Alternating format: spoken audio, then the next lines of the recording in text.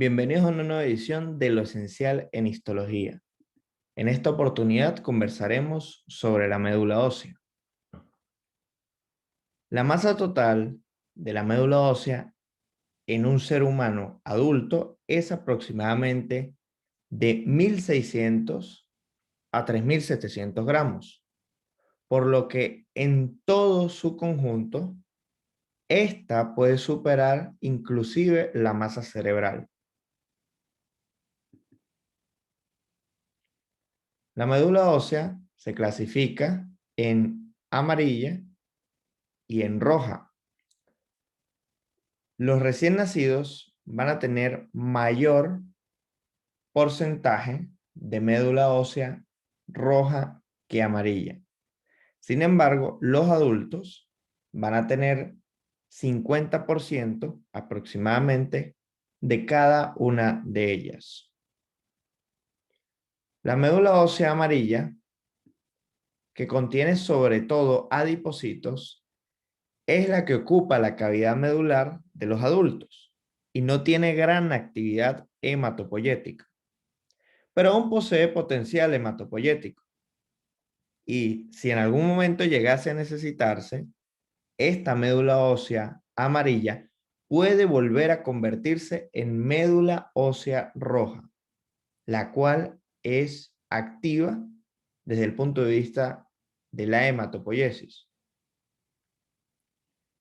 Por lo tanto, esta médula ósea amarilla puede convertirse, bien sea por extensión, hacia médula ósea roja, o puede haber una repoblación de células madres circulantes de la médula ósea amarilla, y estas células madres que se implantan se diferencian para fabricar esta médula ósea roja. Entiéndase que las células que habitan en la médula ósea tienen la capacidad de diferenciarse y de desdiferenciarse. Es decir, fácilmente una célula que es parte de la médula ósea amarilla puede volver a ser parte de la médula ósea roja y viceversa. Es el caso de los adipocitos, que ya comprenderemos mejor. En el adulto vamos a encontrar médula ósea amarilla principalmente a nivel de la diáfisis de los huesos largos, mientras que la médula ósea roja, es decir, hematopoyética, se va a encontrar en huesos planos, huesos cortos, irregulares y las epífisis de huesos largos. Como ejemplo de esto podemos citar el esternón, las costillas, de tal forma que con este principio usted podría predecir y saber de qué huesos debe tomar usted muestras de médula ósea, tanto en individuos pediátricos como en adultos.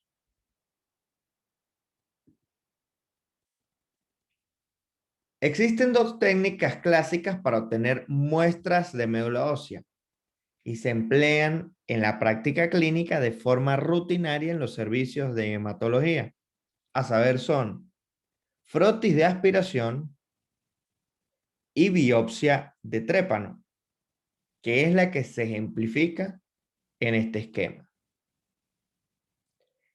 El sitio óptimo para la toma de muestra es la cresta ilíaca póstero superior, siendo otros sitios el esternón y la tibia. Y aunque ambas técnicas son complementarias, el frotis resulta ganador, por lo cual, después de insertar una aguja en la médula ósea, esta se aspira y se obtiene una muestra líquida en una jeringa. Esta muestra se va a extender sobre un portaobjetos a manera de un frotis. Luego se fija y se colorea con hematoxilina y eosina o de forma rutinaria, como práctica de los laboratorios y de los hematólogos, con las coloraciones tipo Romanowsky, como el método de Wright y Jensen. Entonces, una pequeña cantidad de médula ósea aspirada puede producir varios frotis delgados. Los frotis son las mejores preparaciones para evaluar los detalles celulares, estudiar la maduración de las células hematopoyéticas, hacer recuentos diferenciales y evaluar la proporción de células mieloides y eritroides.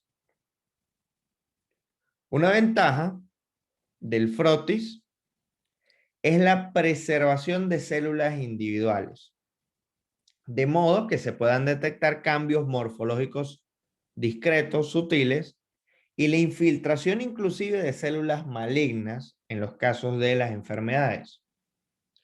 Los frotis también pueden detectar anemias, leucemias y enfermedades tipo mielomas. La biopsia de trépano implica cortar un núcleo sólido de médula ósea, incluido un poco de hueso trabecular, con una aguja de corte de gran calibre.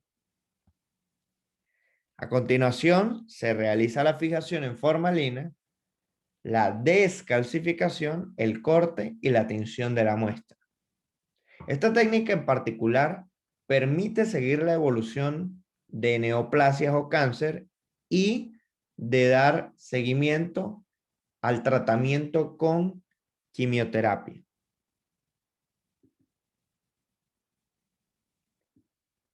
¿Cuáles son los elementos estructurales desde el punto de vista histológico de la médula ósea? Tenemos un parénquima, al cual vamos a definir como aquella parte del órgano que está encargada de determinar sus principales funciones. ¿Y cuál es la función más esencial de la médula ósea? Producir las células sanguíneas. Y esto se llama hematopoiesis. Entonces, como parte del parénquima, vamos a tener a los islotes hematopoyéticos, que son grupos celulares que se disponen en cordones o en islotes y que se encargan de fabricar las células sanguíneas.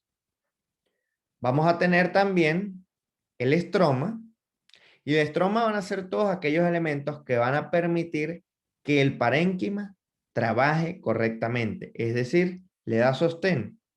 Y entonces entiendas, no es que el parénquima es activo y que el estroma es inactivo. Al contrario, el estroma es súper activo y es muy dinámico, como es común de los tejidos conectivos. Dentro del parénquima tenemos nichos o cordones o islotes hematopoyéticos, mientras que en el estroma, este va a estar hecho a base de tejido conectivo, que en la médula ósea roja es tejido conectivo de tipo reticular, mientras que en la médula ósea amarilla va a predominar el tejido conectivo adiposo unilocular. Otro elemento importante del estroma son los vasos sanguíneos, por eso hablamos de un espacio vascular. Y estos vasos sanguíneos son esencialmente capilares de tipo sinusoides. Este esquema es fascinante. Vemos los capilares sinusoides y en contacto con la pared de estos capilares se encuentran estas células representadas en azul que se llaman células adventiciales o reticulocitos. Entonces estudiamos la pared vascular. Tenemos nuestra célula endotelial, es un epitelio simple plano, una lámina basal y de forma adyacente a esta lámina basal y en contacto íntimo tenemos a nuestras células adventiciales o reticulocitos, los cuales van a fabricar colágeno tipo 3 o fibras reticulares que se van a disponer a manera de una malla tridimensional para dar el asiento a el parénquima, que en este caso son los cordones hematopoyéticos. Otras células que van a destacar van a ser los adipocitos y los macrófagos. Y desde este momento, pues debo mencionarles que las células reticulares o adventiciales tienen la capacidad de diferenciarse en adipocitos. Y esto explica por qué la médula ósea roja progresivamente se va transformando en amarilla. Pero estos adipocitos también pueden desdiferenciarse y volver a formar a los reticulocitos, que son los esenciales en la médula ósea roja, ya que estos secretan factores que van a actuar en los islotes hematopoyéticos y van a permitir la correcta hematopoiesis.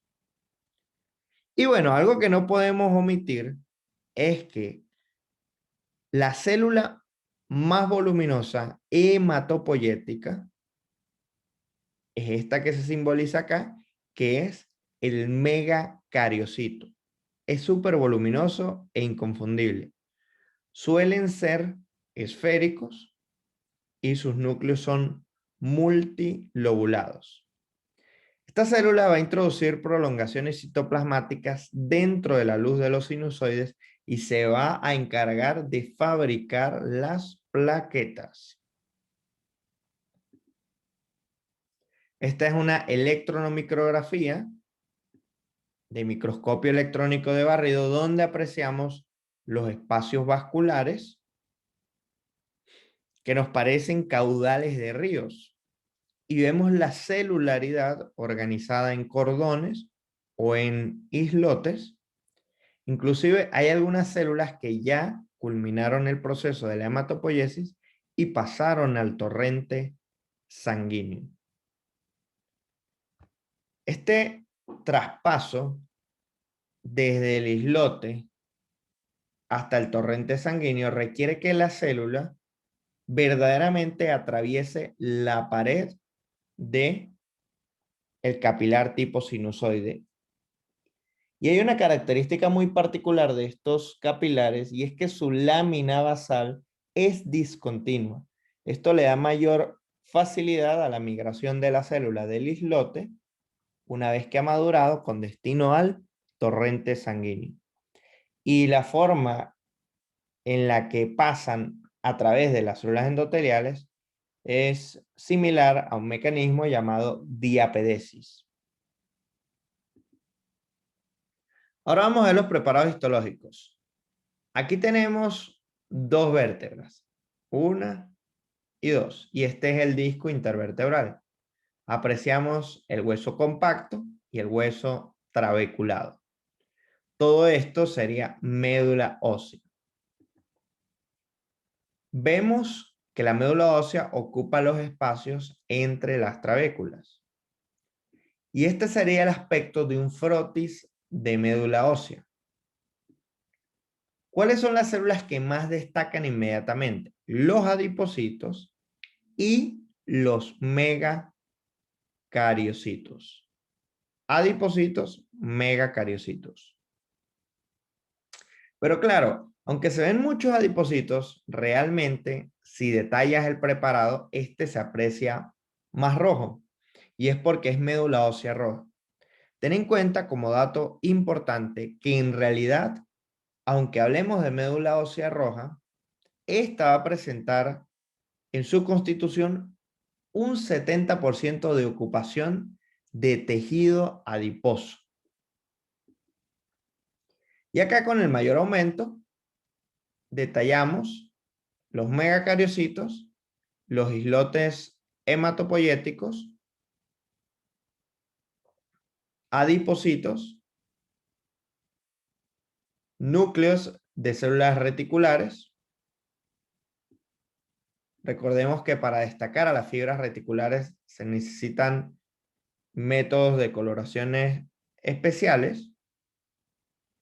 Y en particular con el megacariocito, si lo detallamos, es voluminoso, es redondeado, su citosol se aprecia acidófilo y el núcleo Es único, pero multilobulado. Y eso tiene una razón de ser y se llama endomitosis, la cual vamos a estudiar con mayor profundidad en la sesión de hematopoiesis. Esto es todo con respecto a la médula ósea. Gracias por la atención prestada y los espero en la próxima sesión.